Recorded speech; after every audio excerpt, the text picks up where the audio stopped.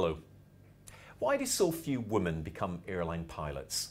Only 3 in every 100 are female, and an even smaller proportion are captains. There are just 450 women commanding commercial airliners in the entire world. At a time when the industry needs pilots and needs them fast, why are half the world's educated young people, bar a small minority, ignoring the opportunity a cockpit career offers? Are there barriers in place, cultural, prejudice, the way the industry markets itself? Surely when there's a massive demand for flight crew throughout the world, this becomes a question not just of equality of opportunities, but of simple economic common sense. To discuss the question of gender balance in the cockpit, I'm joined by 2 guests. Captain Marnie Munns is a captain with EasyJet and one of the faces of the airline's Amy Johnston Flying Initiative, a project launched in 2015 with the aim of doubling the number of female new entry pilots at EasyJet to 12% over 2 years. Captain Leo Nugent chairs the Industrial Relations Subcommittee for the British Airline Pilots Association, a trades union and a professional association that represents over 10,000 pilots in the UK.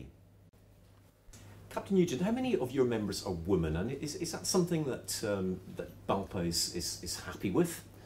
No, not at all. About 3.5% of our pilot workforce are women and members.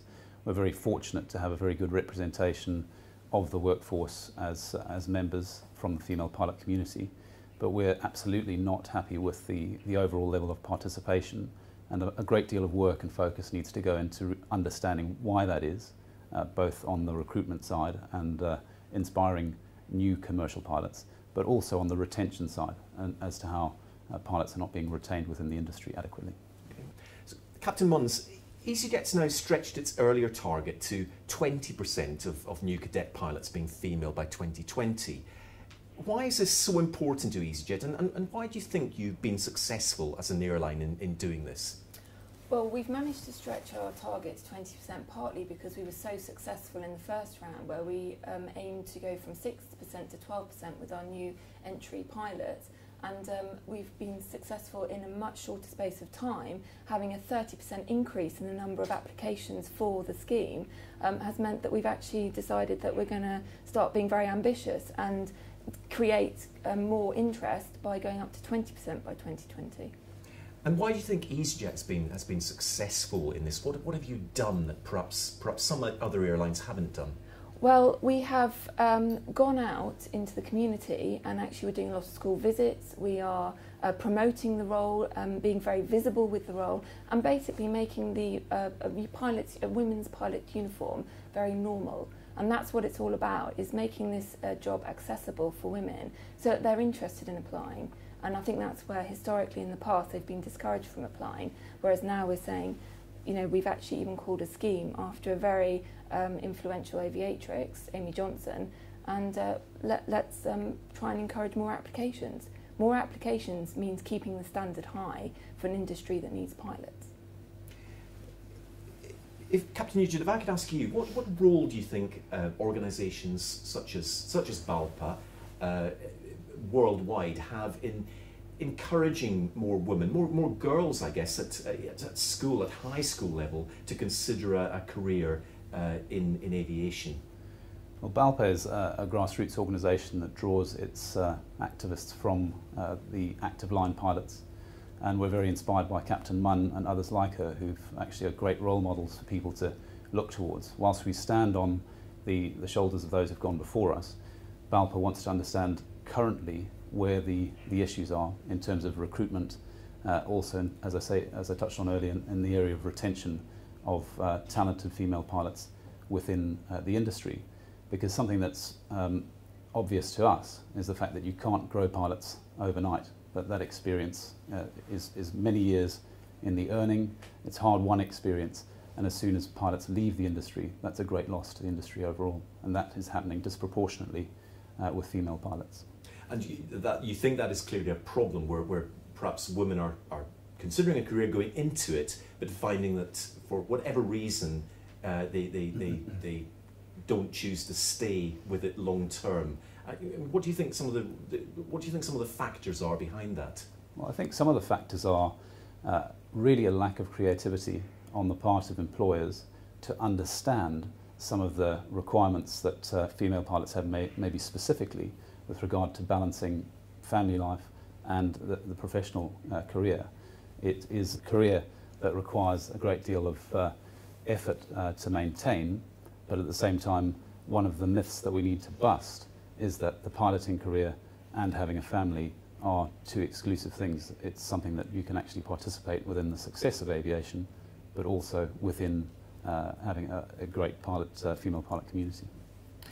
So, Captain Munns, if I could ask you, where do you think the problem, if it is a problem, where do you think it starts? I mean, or where do you think the solution starts?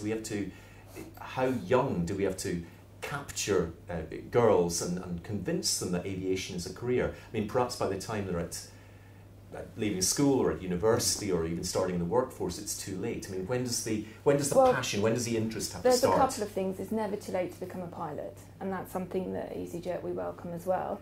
But the important thing is to recognise there's a lot of research being done that suggests that between the ages of 5 and 7, a child has already decided what's gender appropriate when they grow up. And so we have no issue about going in to speak to children from the age of 3 up to potential candidates coming through at the age of 30. So we really have just said that there's a lot of issues in society which would suggest that piloting is not a suitable career for women. That is not true. And obviously we're going to have to work quite hard to ensure that actually it's a very inclusive career for women, and it's a very good career for women.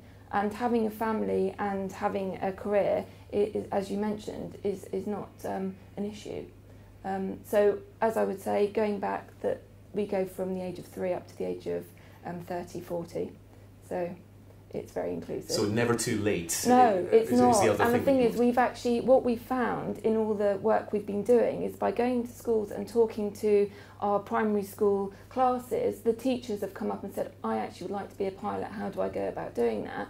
And with the Amy Johnson Flying Initiative, it sparked so much interest in the educational field, which is predominantly women, that actually we've found it very, very positive, because they're now saying we didn't realise that women could become pilots, and these are the people who are actually nurturing the minds of the next generation. So we're working very hard to look at all the research in that area and going into schools and providing role models, which has been, I think, part of the success so far.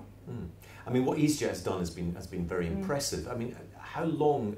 I know it differs between country and country and culture, but how long do you think it might be before we get to a position where piloting as a career becomes gender neutral, shall we say? And that's what we're aiming for, gender neutral. I think it will be generation.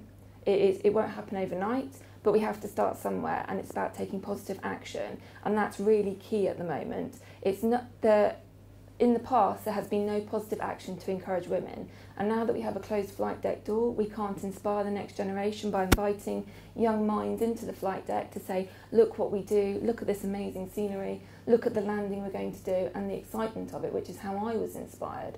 We can't do that anymore due to security issues, and that's just a product of the modern day. However, what we can do is we can go to schools, and we can do that through presentations, through talking, and helping organisations like STEM, science, technology, engineering and maths, and working very closely with them to ensure that we help them with the inspiring the next generation. Captain Nugent, if you had a wish list, what are some of the things that you would ask airlines to do or to consider doing to make flying a more appealing career for women, both getting them in at the beginning, but also, as you said, retaining them in the cockpit? I think the inspiring work that is going on with the Amy Johnson flying programme is very interesting to, as I say, to shine a light on the career as itself, with the locked flight deck door that Captain Munn mentioned. The issues around, as I say, the retention is just understanding the female pilot workforce better. We are finding that there's a reduction in training overall for all pilots, and most of the issues that are affecting female pilots affect the male colleagues as well, and leads to burnout. And that is really just to sort of understand those issues, to put in place some fairly simple mechanisms to cope with that, which would make the airlines not only better places to work, but it would actually make them more efficient in the long term. Captain Munns, you talked about getting women into aviation, girls into education at a very early age, but there's also another crucial stage, and that's when perhaps school leavers are considering a career. They're looking at perhaps going to university or maybe becoming a pilot. This wouldn't be something that's exclusive to women, of course. There's a lot of financial commitment. How do you make that point to young women that aviation is a career worth choosing, whether with EasyJet or someone else at that age, at that stage of their career? I think it's really important to highlight this is for both men and women. The cost of flying training is obviously quite expensive, but then so is the cost of university these days, and I would encourage anyone looking at higher education or a career that they would, before they invest in that career, that they consider what kind of job they're going to get at the end of it. What pilot training can offer is if you can go through one of the airline mentored schemes, you can actually have your job guaranteed before you start, so you know what your risk is. And this may actually counteract the cost of university, where you actually go to the university, spend a lot of money, and you don't know what your outcome is at the end. In aviation, we have a very clear career path and also a clear salary structure in the airline business. And so you can actually work out roughly what your returns are going to be on your investment over 10, 15 years. And I think that's a very sensible way to go, and I would recommend that to anyone who's considering investing in their future. Captain Newton, BALPA is a British organisation, a UK organisation. Where do you think the country is in terms of leading the whole push for more women to become pilots? Well, the UK has led in so many different areas of aviation as a global leader, the third largest aviation system in the world. So we would encourage the airlines and the regulator to understand the issues of female pilot retention, but also to participate in making the career more accessible to all pilots, but with a focus also on female pilots. So perhaps a note of optimism there on where the industry is heading, and perhaps making commercial airline piloting within a generation a genuinely gender-neutral career. Thank you very much indeed to both our guests. Bye-bye.